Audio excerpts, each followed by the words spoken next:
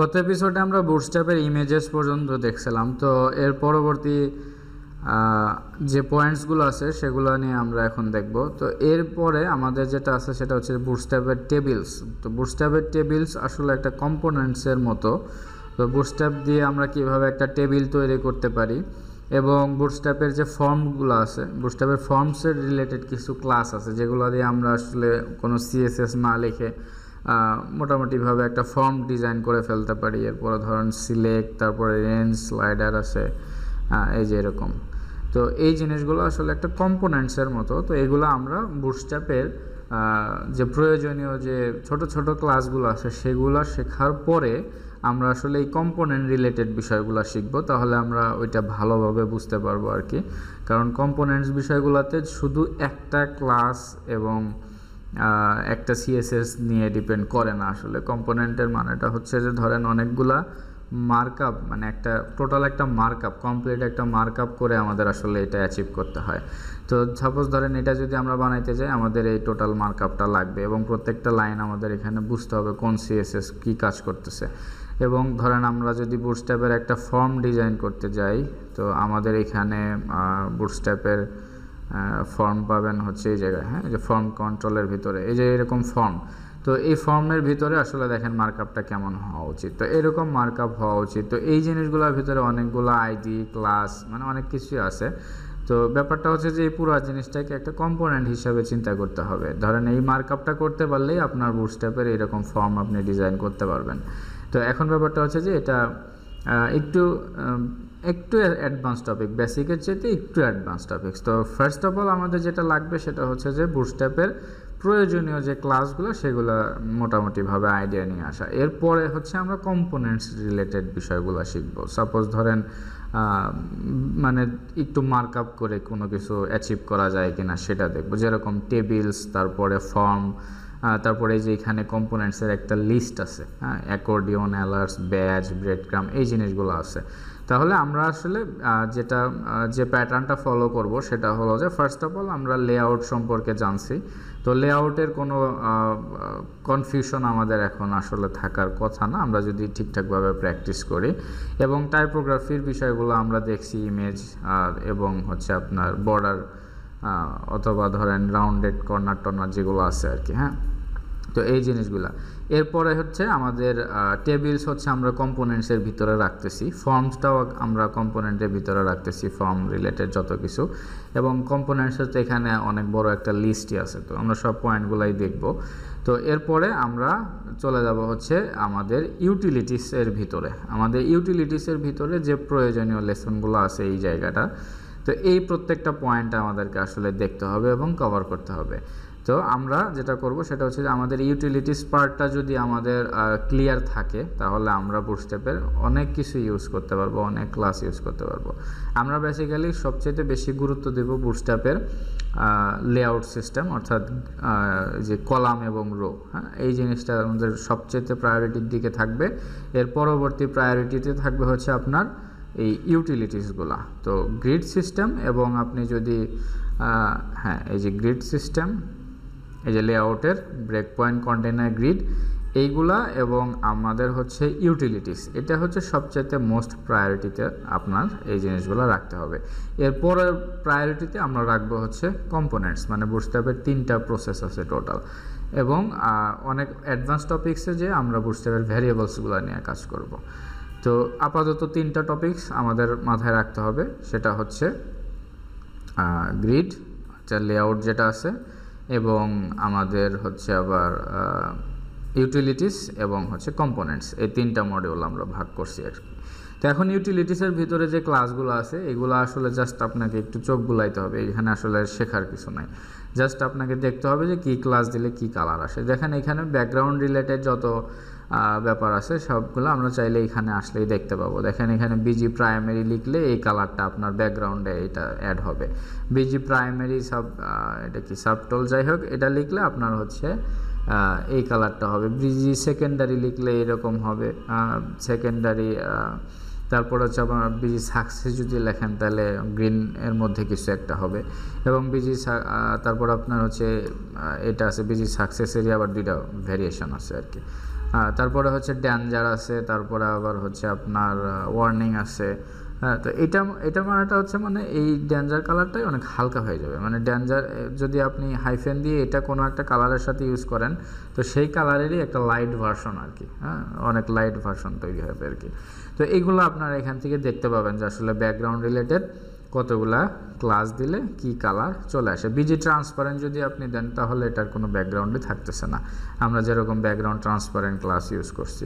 তো এইরকম আর কি। তো এইখানে এসে আপনার ব্যাকগ্রাউন্ডে গ্রেডিয়েন্টও আপনি ইউজ করতে পারেন। বিজি প্রাইমারি এখানে আসলে ডাবল ক্লাস ইউজ করতে হবে আপনার। বিজি প্রাইমারি ডট দিয়ে আবার মানে ডট বলতে কি এখানে দুইটা ক্লাস আছে, বিজি প্রাইমারি এবং বিজি গ্রেডিয়েন্ট, দুইটা ক্লাসই আপনাকে এখানে ইউজ করা লাগবে। আমরা যদি ধরেন এখানে কোনো একটা এই জায়গায় এসে যদি আমরা কোনো একটা ডিভ নেই এখানে বিজি প্রাইমারি এবং বিজি গ্রেডিয়েন্ট, ওকে, যদি আমরা এটা ইউজ করি, হ্যাঁ, বিজি প্রাইমারি বিজি গ্রেডিয়েন্ট, তাহলে আমাদের এই ডিভের কালারটা কি হবে? এই ডিভের কালারটা গ্রেডিয়েন্ট কালার হবে। তো অবশ্যই আমাদের এখানে এটা শো করবে না, কারণ আমরা কোনো হাইট, ওই ডিভের আসলে কোনো হাইট নাই। হ্যাঁ, যার কারণে এটা আসলে শো করবে না। তো বিজি প্রাইমারি বিজি গ্রেডিয়েন্ট, এটার হাইট দেখেন 0 দেখাচ্ছে, তো 0, তো 0 হাইটে তো আসলে আপনি কিছু দেখতে পাবেন না, তাই না? তো হাইট যদি আমরা এখানে 300 পিক্সেল করি তাহলে আমরা এখানে আসলে ক্লিয়ারলি বুঝতে পারবো আর কি। তো এইটা হচ্ছে মানে খুবই হালকা একটা গ্রেডিয়েন্ট, আসলে এত ক্লিয়ারলি আসলে বোঝারও উপায় নাই আসলে এরকম। তো যাই হোক, বিজি সেকেন্ডারির সাথেও আপনি গ্রেডিয়েন্ট ইউজ করতে পারেন, খুবই হালকা গ্রেডিয়েন্ট। ওকে, এরপরে হচ্ছে আপনার বর্ডার রিলেটেড যে ব্যাপার আছে, অথবা আপনার ওপাসিটি নিচে দেখলাম একটা, দেখেন ওইখানে ওপাসিটিও আপনি ইউজ করতে পারতেছেন। এই যে ওপাসিটি, বিজি সাকসেস, এখানে আসলে বিজি সাকসেসের যে ওপাসিটি মানে কালারটা কীভাবে আসলে কাজ করতেছে এইটা এখানে মানে এই বিষয়টা হচ্ছে যে হাউ ইট ওয়ার্কস, মানে এই ক্লাসটা আসলে কীভাবে কাজ করে আপনি এখানে দেখতে পাচ্ছেন। যে বিজি সাকসেস যদি লেখেন তাহলে বিজির ওপাসিটি হলো আপনার 1 এবং ব্যাকগ্রাউন্ড কালারটা হবে হচ্ছে এরকম, ঠিক আছে, এই যে এরকম আর কি। এবং this is 50% opacity success background, অর্থাৎ মনে করেন যে এটা যদি আপনি ওপাসিটি কি হয়, এটা স্টাইল বিজি ওপাসিটি 0.5 দেওয়া আছে, ঠিক আছে। তো এটা এরকম যদি স্টাইলে যদি এই ভ্যারিয়েবলটা কল করেন আপনি, তাহলে কি হবে, এটার ওপাসিটিটা কমে যাবে। তো সম্ভবত ওপাসিটি নিয়ে একটা ক্লাস বুটস্ট্র্যাপে আছে। আমরা যদি এখানে দেখি যে ধরেন ওপাসিটি ধরেন 50%, বা ওপাসিটি তো 50% হয় না, 0.5 হবে। তো এটা হচ্ছে টেক্সট ওপাসিটি 50 যদি দেন তাহলে আপনার এটা ওপাসিটি এরকম টেক্সটের ওপাসিটি কমে যাবে। এরপরে এখানে টোটাল 16টা আছে, আসলে 16 জায়গায় আমাদের ওপাসিটি 0 আছে, জাস্ট ওপাসিটি 0। আমরা যদি ক্লাস আছে কিনা সেটা দেখতে চাই, যে ধরেন ডট দিলাম ওপাসিটি, এই যে দেখেন চলে আসছে। তো ডট দিলাম ওপাসিটি 0, ওপাসিটি 0 দিলে আপনার ওপাসিটি 0, ওপাসিটি 25 দিলে 0.25 হবে, ওপাসিটি 50 দিলে 0.5 হবে। এরকমভাবে ওপাসিটি আপনি চাইলে কোনো একটা কন্টেন্টের ভিতরে ইউজ করতে পারেন খুব ইজিলি। ওকে, তো এরপরে হচ্ছে আপনার বর্ডার যেটা আছে সেটা হলো আপনি বর্ডার রিলেটেড কী কী পাচ্ছেন। বর্ডার রিলেটেড আপনার যে ক্লাসগুলো পাচ্ছেন, এই যে বর্ডার, তারপরে বর্ডার টপ দিলে টপে হয়ে যাবে, ইন দিলে ইন্ডে বর্ডার হবে, তারপরে বর্ডার বটম দিলে আপনার বটমে হবে, মানে ইন্ড হচ্ছে রাইটেরটা আর স্টার্ট হলো লেফটেরটা, এটা হলো ব্যাপার। তো ইন্ড এবং স্টার্ট কেন ইউজ করা হয়, কারণ হচ্ছে লেফট এবং রাইট কেন ইউজ করা হয় না, এটা একটা কোশ্চেন আসতে পারে। কিন্তু এখন ব্যাপারটা হচ্ছে যে আমরা ধরেন ওয়েবসাইট কিন্তু শুধু লেফট থেকে রাইটই হয় না। এটা ধরেন এইটা বুটস্ট্র্যাপের যে ওয়েবসাইটটা আমরা যদি দেখি, এই ওয়েবসাইটটা কিন্তু আসলে কি হয়, লেফট থেকে শুরু হয়েছে, মানে ইংলিশ আর কি, এলটিআর যেটা বলা হয়েছে, ইংলিশ ওয়েবসাইটগুলো লেফট থেকে শুরু হয়, মানে লেফট থেকেই টেক্সটগুলো শুরু হয়। কিন্তু অ্যারাবিক ওয়েবসাইটগুলো কিন্তু আবার রাইট থেকে শুরু হয়। আমি যদি আপনাকে একটা অ্যারাবিক ওয়েবসাইটের বলি, ইউআরএল দিই, তাহলে দেখেন এটার টেক্সটটা শুরু হয়েছে কোন জায়গা থেকে, এটা রাইট থেকে, সব কিছুই রাইট থেকে শুরু হয়েছে, এই জায়গা মানে রাইট লাইন থেকে শুরু হবে টেক্সটগুলো।